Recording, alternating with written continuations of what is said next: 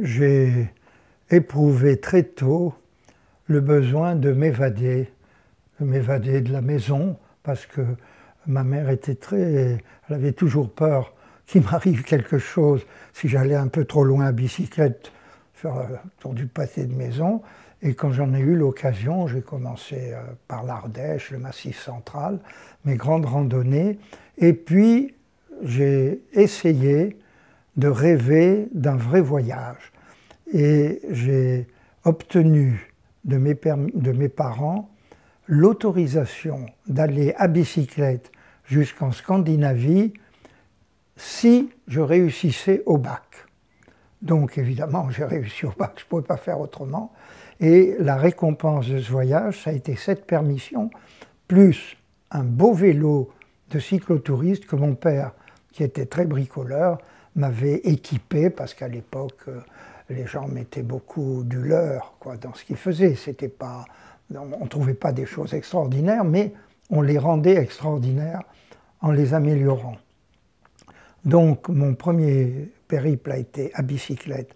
Et quand j'ai essayé de trouver du travail à Stockholm, parce que j'étais content du voyage, j'ai entendu parler de la Laponie. Les gens disaient que c'était très beau, évidemment, j'ai eu envie d'aller voir. Et j'ai envoyé ma bicyclette à Narvik, en Norvège, au-delà du cercle polaire, en disant « c'est ton bien le plus précieux, tu es obligé d'aller la récupérer et tu vas essayer l'autostop ». Et je suis parti de Stockholm, après avoir travaillé comme aide-jardinier, je suis parti donc en autostop pour la Laponie.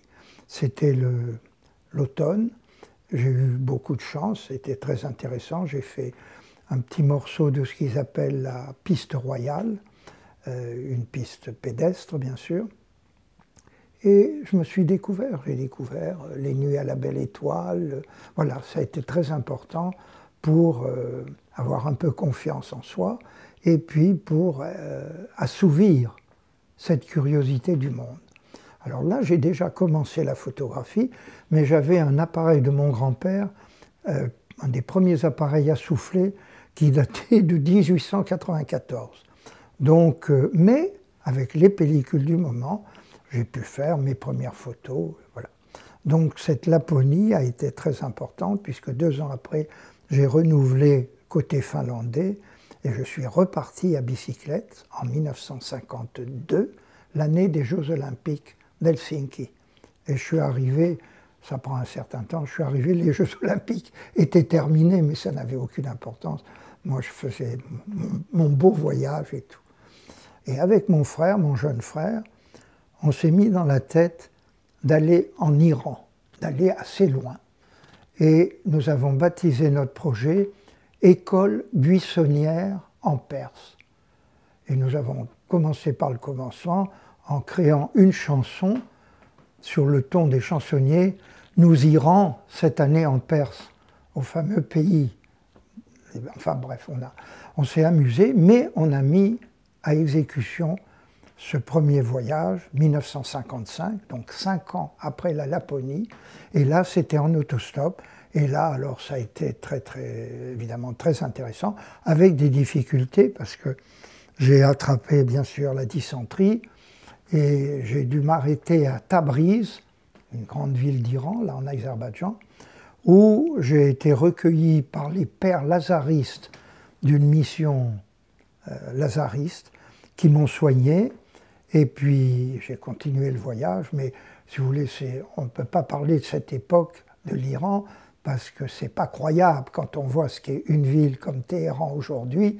À l'époque, il n'y avait pas l'eau en ville, les gens se servaient dans le djouï. Le djouï, c'est le caniveau. Il y avait absolument, c'était une ville provinciale et tout, quoi. C'était vraiment une époque. Alors nous avons écrit là-dessus La route de la diarrhée verte, et voilà, on a commencé nos premiers voyages. Après, on s'est séparés parce que moi, je devais rentrer pour être pion. Et c'était quand même des années importantes de formation. Nous avons commencé par les moines du mont Athos, et puis la Turquie, etc., jusqu'en Iran, et je suis revenu par la Syrie et le Liban.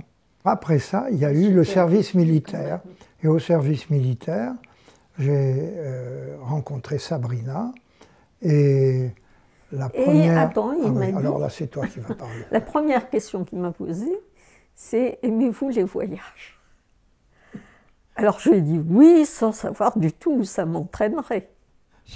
Ça m'a entraîné très loin. Moi, j'étais très timide et il fallait donc, pour que je puisse parler à une jeune Marocaine, sans la connaître, il fallait que je me sente un peu à l'aise. Donc, je l'ai embringué sur le thème des voyages, sur quelque chose qui m'intéressait et dont je pouvais parler un petit peu. Donc, on s'est connus dans une bibliothèque et tacitement, comme ça, on a attendu la fermeture de la bibliothèque pour sortir ensemble. Donc, il y avait des escaliers imposants. On arrive en bas et qu'est-ce que je m'aperçois? Roland traverse et va sur l'autre trottoir. Alors je me dis, il est idiot cet homme. Quand même. Il marchait parallèlement. Je n'osais pas l'aborder, je ne savais pas comment faire. J'avais flashé. Et voilà. Et c'est arrivé à deux énormes portes où normalement on allait se séparer, qu'il traverse et qui me dit permettez-vous que je vous accompagne. Alors moi, je n'étais pas du tout accoutumée à ce type de langage. C'était beaucoup plus direct entre jeunes. Et très vite, je me suis dit, si jamais j'étais coquette et que je lui répondais non, il tournera les talons. Ce qui était vrai, ce qui était vrai. Donc vous voyez à quoi tiennent les relations humaines. Et donc j'ai dit, et où aimeriez-vous aller? Elle me répond, en Inde. Et on discute un peu, je me rends compte qu'elle ne savait pas bien situer. Non, je ne savais même pas situer. Et c'est drôle. Et je lui ai dit, je vous emmènerai en Inde. Et ça s'est réalisé 7 ans après. Ça, c'est absolument authentique. Et quand je suis arrivée en Inde, j'ai découvert que c'était mon pays. C'était réellement mon pays. La première des choses, c'était embrasser la terre indienne. C'était vraiment très puissant. Et c'est là où nous avons organisé, j'étais prof à Janson de Sailly, où nous avons organisé notre premier périple qui était l'Éthiopie. L'Éthiopie parce que c'était un pays totalement méconnu et on a équipé une 2 chevaux Citroën. Alors ça c'est déjà la vraie expédition. Le voyage était prévu pour 6 mois et il a duré 17 mois. Comme l'Éthiopie était un pays montagneux, eh ben, il fallait que je la pousse la voiture. Ce sont quand même les résultats encourageants de ce premier voyage qui nous ont donné envie de persévérer. À la suite de cela, nous avons dit, on a compris qu'il fallait beaucoup de temps pour faire quelque chose de correct. Donc, on va faire un grand projet. Et au fond, l'Afrique, on était attiré par l'Asie, par les vieilles civilisations du genre Chine, Inde, mais la Chine était fermée. Et c'est là où nous avons mis au point la grande expédition traversée de l'Asie qui a duré 4 ans et demi. Et c'est ça qui a été vraiment la base de notre travail, avec la découverte, entre autres, de 2 pays.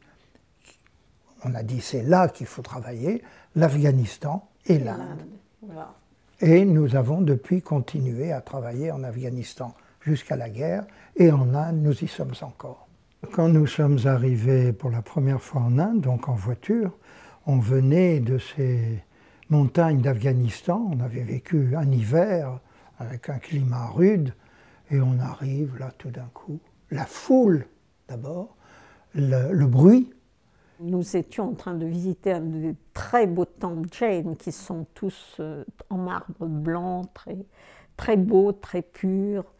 Et rentrent des écoliers et ça, le bruit tout d'un coup. Et donc il y a un homme qui vient vers nous qui dit « Il est beau notre temple, hein, c'est formidable ». Et puis Roland qui répond « Oui, mais ce serait mieux qu'ils ne se comportent pas comme s'ils étaient dans une gare ». Alors le type lui dit « Ah, parce que vous croyez que Dieu n'est pas aussi dans les gares ?» Il faut apprendre l'Inde, on peut pas, on commet des bévues, on n'y comprend rien, on juge mal parce qu'il faut avoir, voilà, il faut connaître le contexte. Et bien sûr, il y a des aspects très négatifs. Mais notre tempérament nous portait à voir ce qui pouvait nous enrichir, nous. Et on a fait évidemment de belles rencontres. L'Inde est très ouverte, n'importe qui vous aborde, et on n'hésite pas à vous demander très vite, tout de suite, de quelle religion vous êtes. Si vous dites que vous n'en avez pas, c'est catastrophique, ils sont perdus. Comment peut-on ne pas avoir de religion? Mais alors après, ça s'engage, et puis tout de suite, et dans notre cas, en tant que couple, ah, vous n'avez pas d'enfant, mais pourquoi vous n'avez pas d'enfant? Et comment vous faites pour ne pas avoir d'enfant? Si vous voulez, c'est sans fin. Alors ça peut être épuisant, évidemment, oui, et puis on apprend évidemment à maîtriser un peu la situation, mais c'est très attachant parce qu'avec leur accent et tout, c'est toujours, ils sont toujours positifs. Et s'ils n'étaient pas positifs, la vie pourrait être considérée comme épouvantable en Inde. Mais vous êtes dans le plus grand pétrin, il y a toujours un Indien qui vient « No problem, sir, don't worry, we'll solve it, on va résoudre tout ça. » Et voilà, ça c'est l'Inde. Et évidemment, on pourrait en parler longtemps parce que l'Inde, sa qualité, c'est d'avoir, en quelque sorte, été capable de lier les contraires. Nous n'allions pas là-bas pour faire des comparaisons avec notre culture. Nous n'étions déjà pas très attirés par notre propre culture, on la connaissait mal. Et l'Inde nous ouvrait d'autres horizons. Et ça, c'est ce que nous avons voulu voir. Nous avons voulu voir le côté positif des choses, la beauté d'abord. Et c'est d'une subtilité incroyable. Je veux dire, je raconte une anecdote, entre autres. J'étais dans la cour d'un temple, et puis je suis abordée par le prêtre du temple qui me dit « Je vais vous montrer quelque chose d'extraordinaire ». Alors je le suis, et on monte des escaliers, on ouvre des portes, et puis on se retrouve au-dessus de la tête de Shiva, en fait, du temple, mais on ouvre une autre porte, il la ferme et je me trouve complètement dans le noir. Et je l'entends me dire, c'est le noir le plus pur qui existe. Voilà. L'Inde, c'est le pays de la couleur, c'est un pays sensuel, c'est le pays des parfums, c'est le pays... Tout est puissance plus. C'est en Inde que nous avons rencontré les parfums les plus forts, même pour la cuisine, les épices, même trop forts. C'est toujours extrême. Mais au plan visuel, c'est évidemment un spectacle inouï. Et de voir ces gens ordinaires, ce que ça devient les jours de fête, c'est prodigieux. En Inde, ce qui est le plus intéressant, c'est la femme. Épanouie, tout ce qui était beau était fait pour la femme en Inde. Les saris, les bijoux, sa coquetterie incroyable. Quand une femme donc rencontrait un homme, par pudeur, elle se voilait. Mais elles avaient des jupes et des tout petits soutiens-gorge. Donc en se voilant, elles découvraient toute leur poitrine. Ce qui était... Enfin, on ne sait pas où... Mais la pudeur, là, c'était les chevilles. C'était ça qui était le plus sensuel dans ce domaine. Pour moi, c'était extraordinaire de rencontrer ces femmes, ces maîtresses femmes, parce qu'on appelle ces femmes des Durgas, c'est-à-dire des femmes très comme les déesses, la Durga. La Durga, c'est Parvati, c'est en puissance. Et elles sont toutes des maîtresses Durga. C'est vraiment quelque chose de... C'est fait pour la femme. Alors, autant l'Afghanistan est fait pour l'homme, mais autant l'Inde, c'est la femme qui domine. Moi, je dis humblement, aujourd'hui, pour comprendre le monde, il faut dépasser... Nous sommes des Européens, bon, la chrétienté, bon, les musulmans, c'est très proche, on les connaît, on se connaît mal, mais l'Inde, ça paraît différent, et pour être plus à même d'accepter cette mondialisation, ces mélanges, eh bien, il faut faire l'expérience de l'Inde. Et l'expérience de l'Inde, c'est un conseil à tout jeune. En tant qu'ancien professeur d'anglais, aujourd'hui, je dirais aux parents de mes élèves, écoutez, envoyez-le en Inde. Je ne leur dirais pas envoyez-le en Angleterre, c'est tellement banal. Tout le monde aujourd'hui doit parler anglais. De mon temps, c'était un avantage. Aujourd'hui, ne pas le connaître, c'est un handicap. Il faut comprendre que les Occidentaux qui critiquent tant à cause d'une pauvreté matérielle qui existe, bien entendu, n'ont pas compris que cette pauvreté pouvait être source de richesse. Et c'est ce que nous offre l'Inde. Et à la grande Kumbh Mela, la grande manifestation religieuse qui a lieu tous les 12 ans, nous avons connu, grâce à un des policiers qui faisait partie des services de surveillance et à qui on avait demandé la faveur de nous laisser, le jour de la grande fête, nous placer pour faire des photos à des endroits, tout ça, nous avait dit, il avait compris qu'on avait un réel intérêt et il nous avait dit, mais écoutez, il faudrait que vous rencontriez mon père, mon père serait content de vous rencontrer. Et nous avons rencontré le père. Et il me dit, c'est dommage, mon père ne parle pas bien anglais du tout. Et cet homme nous a laissé une phrase qu'il répétait régulièrement dans notre conversation. Le père qui disait tout simplement « Sir, sir, India, very poor country indeed, but very high thinking. Et il nous répétait ça, il a répété ça peut-être 20 fois, 30 fois dans le truc. Et ce sont des formules comme ça qui vous font réfléchir et qui vous font voir les choses autrement. L'Inde nous a enrichis parce que justement, nous avons pu aller au-delà d'une première impression. Hein. C'est là on tombe dans le problème de la transparence métaphysique des phénomènes. Il faut voir au-delà de ce qui est, si on est capable de le voir. Prenez par exemple les mantras. Chaque Indien a pratiquement son mantra, c'est-à-dire une formule magique, une formule spirituelle qui lui a été donnée par son maître. Tout le monde pense qu'il est utile d'avoir un maître pour nous guider dans la vie spirituellement.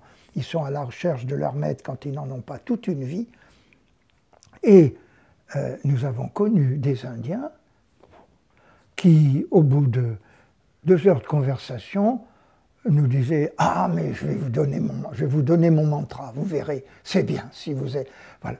Et ça paraît évidemment complètement huluberlu, mais voilà. Non, c'est un signe de confiance. Oui, c'est quelque chose.